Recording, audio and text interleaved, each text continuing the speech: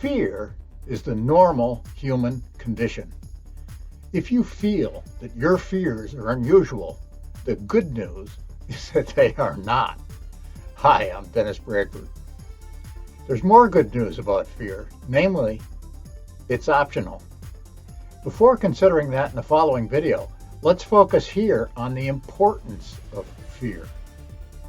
The word fear is a generic term that has many species, such as stress, nervousness, tension, and anxiety, which is just generalized fear. There are too many specific fears to list. They're innumerable. Most important fear is the fear of death. We all have an instinct to continue living. More on this in a few moments. Fear of rejection probably stems from our evolutionary past that required living in a group to enhance our ability to survive and reproduce. Fear of failure threatens our self-esteem. It's impossible to live well with low self-esteem. It hinders self-improvement and spawns chronic stress and procrastination. Fear of losing self-identity creates resistance.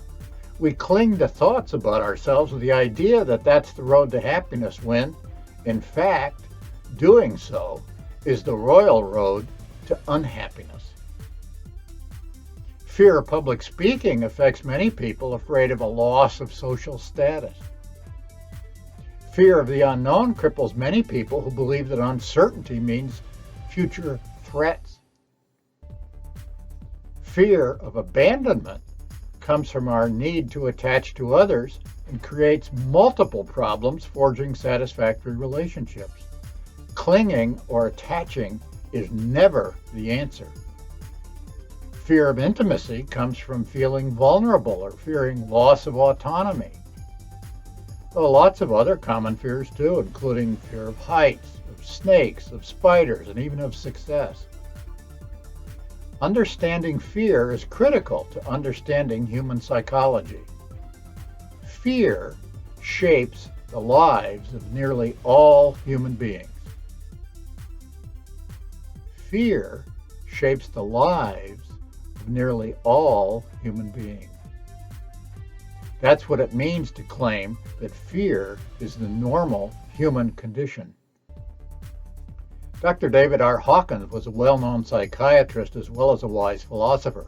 In his book, Letting Go, he writes, quote, "Fear is so pandemic in our society that it constitutes the predominant ruling emotion of our world. For most people, fear is so all-pervasive that their lives really constitute one giant set of compensatory devices to conquer their fears. All emotions towards others involve the basic belief that we are incomplete within ourselves." End quote. In fact, when so-called love involves emotions, it's not love at all. That's an idea that shocks many immature people. The insights that fear governs the lives of most humans and that a feeling of incompleteness or lack underlies all fears is certainly not unique to Hawkins. Other spiritual teachers from ancient times to contemporary ones like Eckhart Tolle make the same point. This is why people generally are easily programmed by fear.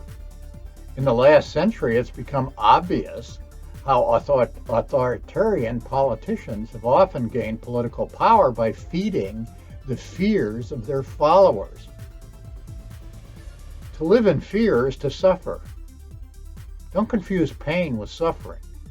Pain comes from the body's nervous system.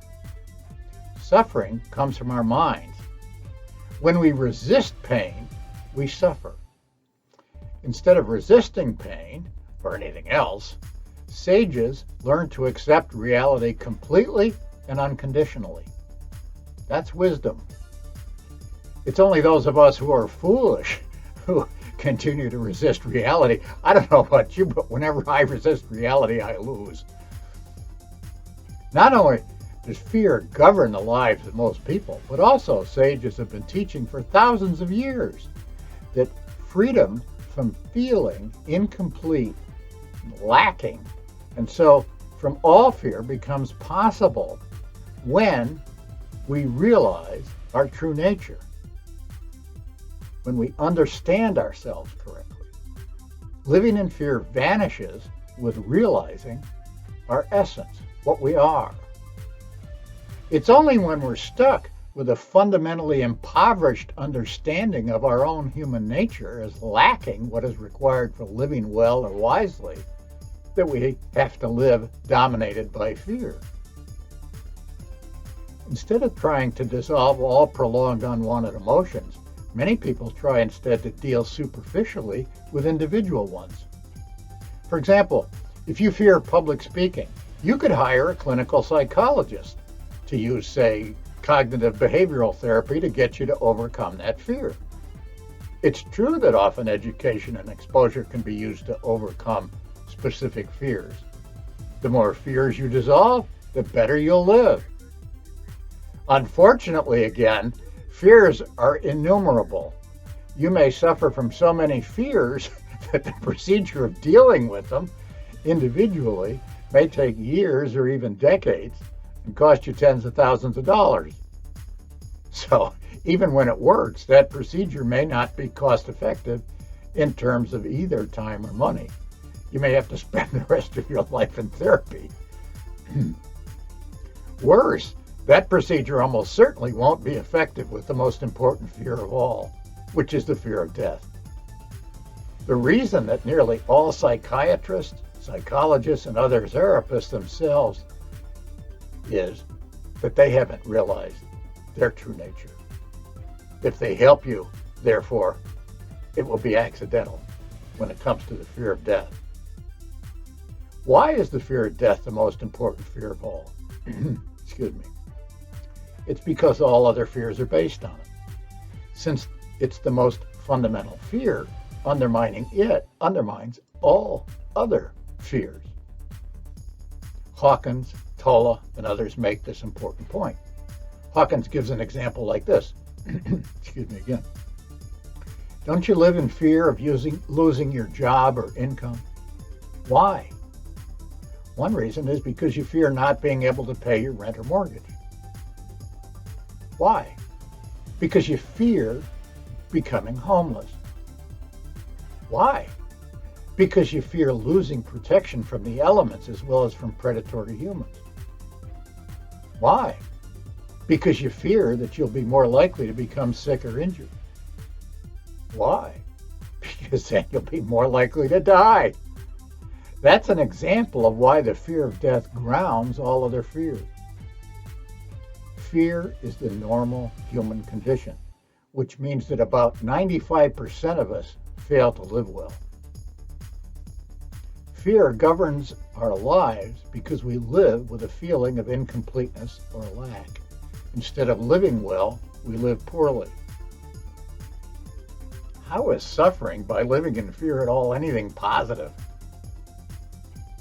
It's the purpose of suffering to goad us into realizing our true nature.